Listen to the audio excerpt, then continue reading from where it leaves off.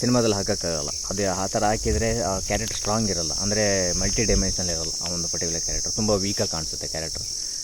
ನಾವು ಯಾವುದಾದ್ರೂ ಒಂದು ಮೂವಿ ನೋಡಬೇಕಾದ್ರೆ, ಒಂದು ವೆಬ್ ಸೀರೀಸ್ ನೋಡಬೇಕಾದ್ರೆ, ಅದರಲ್ಲಿ hero, heroine, supporting character, friend character, ಅದರಲ್ಲಿ ಬರುವಂಥ ಎಲ್ಲ ಕ್ಯಾರೆಕ್ಟರ್ಗಳನ್ನ ನಾವು ನೋಡಿದಾಗ ನಮಗೆ ಒಂದು ಫೀಲಿಂಗ್ ಇರುತ್ತೆ, ಲೈಕು ಈ ಕ್ಯಾರೆಕ್ಟರ್ಗಳನ್ನ ಯಾವ ಥರ ಕ್ರಿಯೇಟ್ ಮಾಡ್ತಾರೆ ಅನ್ನೋದು. ಬಟ್ ಈ ಮೂವಿಯಲ್ಲಿ ಬರೋ ಒಂದು ಕ್ಯಾರೆಕ್ಟರ್ಗಳು ಯಾವುದೇ ಆಗಲಿ, ಹೀರೋ ಆಗಲಿ, ಹೀರೋಯಿನ್ ಆಗಲಿ, ಸಪೋರ್ಟಿಂಗ್ ಕ್ಯಾರೆಕ್ಟರ್ ಯಾವುದೇ ಆಗಲಿ, ಇವುಗಳನ್ನು ಕ್ರಿಯೇಟ್ ಮಾಡೋದು ಅಷ್ಟು ಸುಲಭ ಅಲ್ಲ. ಅದಕ್ಕೆ ತುಂಬ ಒಂದು ಪ್ರೋಸೆಸ್ ಇದೆ, ಅದು ಅಷ್ಟು ಸುಲಭ ಅಲ್ಲ. ಅದ್ರ ಬಗ್ಗೆ ಈ ವಿಡಿಯೋದಲ್ಲಿ ನಾನು ಮಾತಾಡ್ತೀನಿ. ಸೊ ಮೂವಿಯಲ್ಲಿ ಬರೋ ಕ್ಯಾರೆಕ್ಟರ್ ಆಗಿರ್ಬೋದು, ಯಾವುದೇ ಆಗಲಿ, ಹೀರೋ ಆಗಲಿ, ಹೀರೋಯಿನ್ ಆಗಲಿ, ಸಪೋರ್ಟಿಂಗ್ ಕ್ಯಾರೆಕ್ಟರ್ಸ್ ಆಗಲಿ, ಮೇಜರಾಗಿ ಭಾಳ ಜನ ಏನು ಯೋಚನೆ ಮಾಡ್ತಾರೆ ಅಂತಂದರೆ, ಒಂದು ಆ್ಯಸ್ ಎ ಫಿಲ್ಮ್ ಮೇಕರ್ ಆಗಿ, ಡೈರೆಕ್ಟರ್ಗಳಾಗಿ ಅವ್ರು ಏನು ಮಾಡ್ತಾರೆ, ಲೈಕ್ ಸ್ಕ್ರಿಪ್ಟನ್ನ ಬರೆದು ರ್ಯಾಂಡಮ್ ಆಗಿ ಕ್ಯಾರೆಕ್ಟರ್ಗಳನ್ನು ತೊಗೊಂಡು ಸ್ಕ್ರಿಪ್ಟನ್ನ ಬರೆದು ರೆಡಿ ಮಾಡ್ತಾರೆ ಅಂತ ಒಂದು ಅಸಂಪ್ಷನ್ ಇದೆ. ಬಟ್ ಅದು ತಪ್ಪು. ಯಾಕೆಂದರೆ ಒಂದು ಕ್ಯಾರೆಕ್ಟರು ಕ್ರಿಯೇಟ್ ಮಾಡಬೇಕಂದ್ರೆ ಅದ್ರ ಹಿಂದುಗಡೆ ಎಷ್ಟೆಲ್ಲ ಒಂದು ಸ್ಟೆಪ್ಸ್ ಇದ್ದಾವೆ, ಎಷ್ಟೆಲ್ಲ ಪ್ರೋಸೆಸ್ ಇದೆ. ಅದು ಭಾಳ ಒಂದು ಡಿಫಿಕಲ್ಟ್ ಒಂದು ಡಿಫಿಕಲ್ಟ್ ಟಾಸ್ಕ್. ಯಾಕೆಂದರೆ ಒಂದು ಕ್ಯಾರೆಕ್ಟರ್ನ ಕ್ರಿಯೇಟ್ ಮಾಡಬೇಕಂದ್ರೆ ಎರಡು ಥರವೇ ಇದೆ. ಫಸ್ಟಿಗೆ ಸಿನಿಮಾ ಒಂದು ಸ್ಟೋರಿ ರೆಡಿ ಮಾಡೋದಕ್ಕಿಂತ ಮುಂಚೆ ಫಸ್ಟ್ ಕ್ಯಾರೆಕ್ಟರ್ ಕ್ರಿಯೇಟ್ ಆಗಬೇಕು.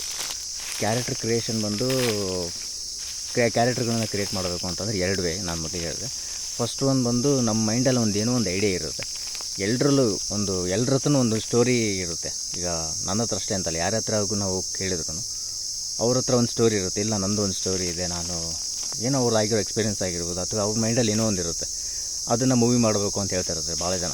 ಕೇಳಿದಾಗ ನಂದೊಂದು ಕತೆ ಇದೆ, ಒಬ್ಬೊಬ್ರದ್ದು ಒಂದು ಸ್ಟೋರಿ ಹೇಳೋದಿರುತ್ತೆ, ಸ್ಟೋರಿ ಟೆಲ್ಲಿಂಗ್ ಅಂತ ಹೇಳ್ತಾರೆ.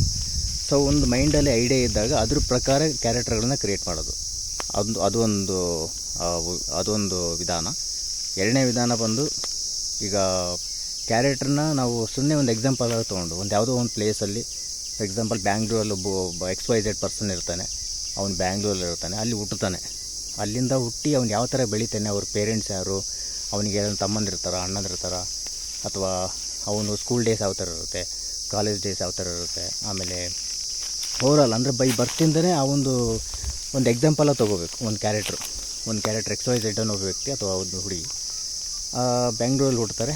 ಹುಟ್ಟಿದಾಗ್ಲಿಂದ ಅವ್ನು ಯಾವ ಥರ ಇರುತ್ತೆ ಬಿಹೇವಿಯರು, ಅವ್ನು ಯಾವ ಥರ ಬೆಳಿತಾನೆ, ಎಲ್ಲಿ ಬೆಳಿತಾನೆ, ಎಲ್ಲಿ ಓದ್ತಾನೆ, ಯಾವ ಥರ ತಂದೆ ತಾಯಿ ಜೊತೆ ರಿಲೇಷನ್ ಇರುತ್ತೆ.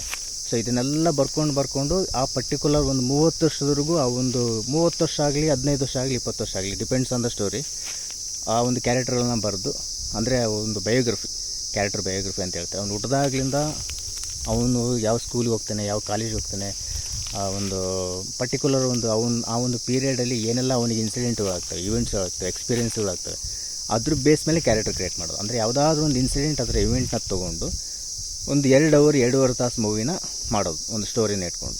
ಸೊ ಇದನ್ನು ಫಸ್ಟು ಹುಟ್ಟಿದಾಗ್ಲಿಂದ ಒಂದು 30 ವರ್ಷದವರೆಗೂ ಒಂದು ಸ್ಟೋರಿ ಬರೋ, ಅಂದರೆ ಒಂದು ಎಲ್ಲಿ ಹುಡ್ತಾನೆ, ಏನು ಮಾಡ್ತಾನೆ, ಯಾವ ಕಾಲೇಜಿಗೆ ಹೋಗ್ತಾನೆ, ಅವ್ನು ಯಾವ ಥರ ಒಂದು ತಂದೆ ತಾಯಿ ಜೊತೆ ರಿಲೇಷನ್ ಇರುತ್ತೆ, ಕಾಲೇಜಿಗೆ ಹೋದ್ಮೇಲೆ ಏನಾದರೂ ಯಾವುದಾದ್ರು ಹುಡುಗಿ ಲವ್ ಮಾಡ್ತಾನೆ, ಅಥವಾ ಫ್ರೆಂಡ್ ಸರ್ಕಲ್ ಅವನಿಗೆ ಯಾವ ಥರ ಇರುತ್ತೆ, ಎನಿಥಿಂಗ್ ಒಂದು ಸ್ಟೋರಿ ಮಾಡೋ ಆ ಒಂದು ಪರ್ಟಿಕ್ಯುಲರ್ ಟೈಮಲ್ಲಿ, ಒಂದು ಯಾವುದಾದ್ರೂ ಒಂದು ಇವೆಂಟು ಅಥವಾ ಇನ್ಸಿಡೆಂಟ್ನ ತೊಗೊಂಡು ನಾವು ಏನಾದರೂ ಸ್ಟೋರಿ ಮಾಡ್ಬೋದಾ ಅನ್ನೋದ್ರ ಮೇಲೆ ನಾವು ಒಂದು ಟಾಪಿಕ್ನ ಎತ್ಕೊಂಡು ಒಂದು ಥ್ರೂ ಔಟ್ 2 to 2.5 hours ಆಗಿರ್ಬೋದು, ಅಥವಾ 1.5 ತಾಸು 2 ತಾಸು ಸಿನಿಮಾ ಮಾಡ್ಬೋದು. ಸೊ ಅದು ಒಂದು. ಸೊ 2 ಥರ ಕ್ಯಾರೆಕ್ಟರ್ನ ಕ್ರಿಯೇಟ್ ಮಾಡೋದು. ಫಸ್ಟ್ ಒಂದು ಮೈಂಡಲ್ಲಿ ಏನೋ ಒಂದು ನಮಗೆ ಐಡಿಯಾ ಉಳಿಯುತ್ತೆ, ಅದ್ರ ಬೇಸ್ ಮೇಲೆ ಕ್ಯಾರೆಕ್ಟರ್ಗಳನ್ನ ನಾವು ಇದನ್ನು ಮಾಡಿ ಆ ಕ್ಯಾರೆಕ್ಟರ್ಗಳನ್ನ ಅದಕ್ಕೆ ಹಾಕಿ ಅದಕ್ಕೆ ನಾವು ಬಯೋಗ್ರಫಿ ಬರೆದು ಮಾಡೋದು.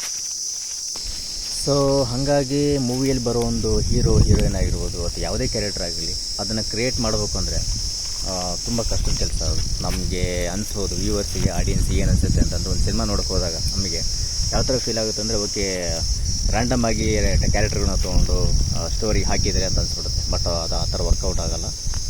ಅದಕ್ಕೆ ತುಂಬ ಪ್ರಿಪ್ರೇಷನ್ ಮಾಡ್ಕೊಂಡಿರ್ತಾರೆ. ಒಬ್ಬದಾಗ್ಲಿಂದ ಆ ಪರ್ಟಿಕ್ಯುಲರ್ ಕ್ಯಾರೆಕ್ಟರ್ನ ನಾವೇನು ಸ್ಕ್ರೀನ್ ಮೇಲೆ ನೋಡ್ತೀವಲ್ಲ, ಆ ಎಲ್ಲ ಕ್ಯಾರೆಕ್ಟರ್ಗಳನ್ನು ಫಸ್ಟಿಂದ ಅವನು ಎಲ್ಲಿಂದ ಹುಡ್ತಾನೆ, ಎಲ್ಲಿ ಬೆಳಿತಾನೆ, ಯಾವ ಪ್ಲೇಸಲ್ಲಿ ಬೆಳಿತಾನೆ, ಯಾವ ಥರ ವಾತಾವರಣದಲ್ಲಿ ಬೆಳಿತಾನೆ, ಅವನಿಗೆ ಲೈಫಲ್ಲಿ ಏನು ಗೋಲ್ಸ್ ಇರುತ್ತೆ, ಆಸೆಗಳೇನಿರ್ತವೆ, ಅವೆಲ್ಲವೂ ಬರೀತಾರೆ ಹಿಂದುಗಡೆ. ಅದನ್ನು ಬರೆದ ಮೇಲೆ ಸ್ಕ್ರೀನ್ ಪ್ಲೇ ಬರುತ್ತೆ. ನೀವು ಎಷ್ಟೋ ಸರಿ ನೋಡಿರ್ಬೋದು ಮೂವಿಗಳಲ್ಲಿ ಫ್ಲ್ಯಾಶ್ ಬ್ಯಾಕ್ನ ಹಾಕ್ತಾರೆ. ಫ್ಲ್ಯಾಶ್ ಬ್ಯಾಕ್ನ ತೋರಿಸ್ತಾರೆ. ಹಿಂದುಗಡೆ ಅವನು 10 ವರ್ಷದ ಏನೋ ಒಂದು ಇನ್ಸಿಡೆಂಟ್ ಆಗಿರುತ್ತೆ, ಅಥವಾ 15-20 ವರ್ಷದಾಗ ಏನೋ ಒಂದು 25 ವರ್ಷ ಇದ್ದಾಗ ಬ್ರೇಕಪ್ ಆಗಿರುತ್ತೆ ಯಾವುದೋ ಹುಡುಗಿ ಜೊತೆಗೆ, ಅಥವಾ ಏನೋ ಬಿಸ್ನೆಸ್ ಏನೋ ಎಕ್ಸಾಮ್ ಫೇಲ್ ಆಗಿರ್ತಾನೆ, ಇಲ್ಲ ಹುಟ್ಟಿದಾಗ ಅವ್ರ ಪೇರೆಂಟ್ಸ್ ಅವನಿಗೆ ಹೊಡಿತಾ ಇರ್ತಾರೆ, ಅಥವಾ ಏನೋ ಒಂದು ಇರುತ್ತೆ, ಏನೋ ಒಂದು ಹಿಂದುಗಡೆ ಏನೋ ನಡೆದಿರುತ್ತೆ, ಅದನ್ನು ಫ್ಲಾಶ್ ಬ್ಯಾಕಲ್ಲಿ ತೋರಿಸ್ತಾರೆ ಸಿನಿಮಾಗಳಲ್ಲಿ, ವೆಬ್ ಸೀರೀಸ್ಗಳಲ್ಲಿ.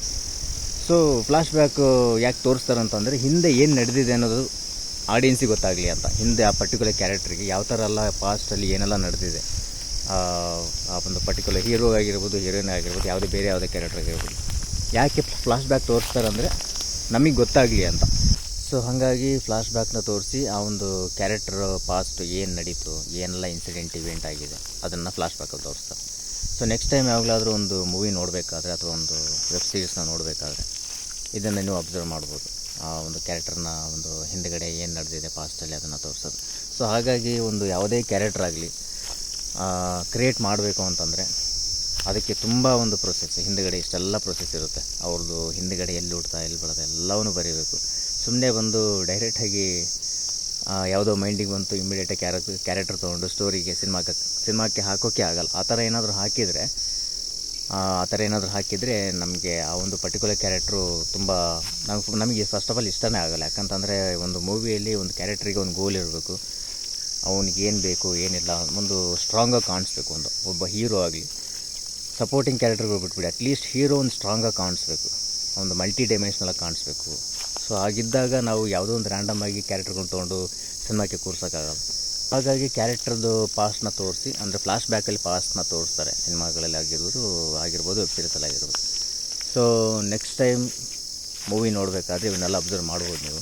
ಸೊ ಹಾಗಾಗಿ ಕ್ಯಾರೆಕ್ಟರ್ ಕ್ರಿಯೇಷನ್ ಇದು ಅಷ್ಟು ಸುಲಭ ಅಲ್ಲ, ತುಂಬ ಪ್ರೊಸೆಸ್ ಇದೆ ಹಿಂದುಗಡೆ. ಭಾಳ ಆ ಕ್ಯಾರೆಕ್ಟರ್ಗಳು ಎಲ್ಲಿ ಹುಡುತ್ತೆ ಎಲ್ಲಿ ಬಿಡುತ್ತೆ ಎಲ್ಲ ಬರೀಲೇಬೇಕು. ಆ ಬಯೋಗ್ರಫಿ ಅಂತ ಹೇಳ್ತಾರೆ ಸಿನಿಮ್ಯಾಟಿಕ್ ಗ್ರಾಮರ್ ಇದರಲ್ಲಿ.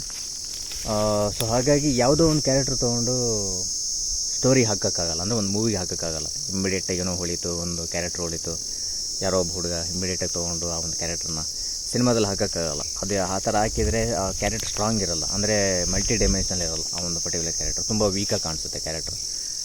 ಸೊ ಕ್ಯಾರೆಕ್ಟರ್ಗಳನ್ನ ತುಂಬ ಸ್ಟ್ರಾಂಗಾಗಿ ತೋರಿಸ್ಬೇಕು ಸಿನಿಮಾಗಳಲ್ಲಿ. ಪ್ರೊಟಾಗನಿಸ್ಟ್ ಆಗಿರ್ಬೋದು, ಹೀರೋ ಆಗಿರ್ಬೋದು, ಹೀರೋಯಿನ್ ಆಗಿರ್ಬೋದು, ಅವ್ರು ಏನು ಬೇಕು ಏನು ಬೇಡ ಎಲ್ಲ ಸಿನಿಮಾದಲ್ಲಿ ಅವರು ಸ್ಟ್ರಾಂಗಾಗಿ ಕಾಣಿಸ್ಬೇಕು ಅಂತಂದರೆ ಅವ್ರದ್ದು ಬೈ ಬರ್ತಿಂದನೇ ಅವ್ರದ್ದು ಬರಿಬೇಕು.